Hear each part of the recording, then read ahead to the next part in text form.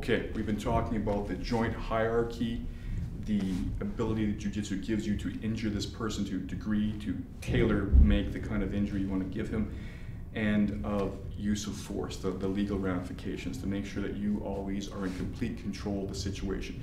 You'll be able to use exactly as much force as you want. Now we're going to start moving up. Choking somebody unconscious is a very high level use of force, but it's also one of the safer things to do. Breaking people's joints can cause permanent injury. Choking somebody unconscious is quite safe under most circumstances. It happens all the time in jiu-jitsu training. It happens in tournaments in both judo and jiu-jitsu, particularly in jiu-jitsu because of all the groundwork.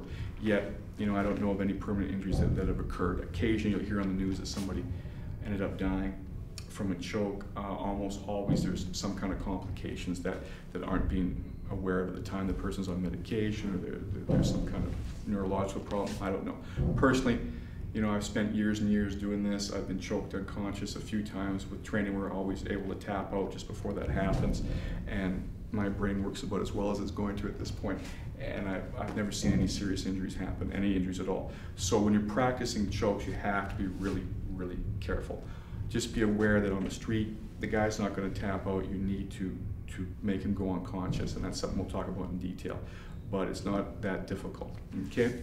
So let's work off the same scenarios. Remember, the whole idea of being able to attack him efficiently and effectively when he's much bigger and stronger is not to stay in his danger zone, or his zone of operation, my danger zone.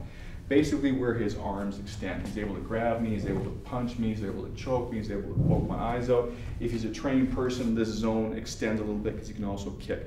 But generally in the street, kicks are pretty rare. They don't appear on the top 10 most common attacks list, so we won't deal with them today. But just remember, I want to try and get as close as I can to the guy or be too far away. Now, if I'm able to get very close to the guy and be behind him, now I'm in optimal attack range. Not only am I outside of his zone of operation, but he's not built this way. Anatomically, a person is not built to fight someone behind him. And this is a really simple idea that once again is ignored by most martial arts.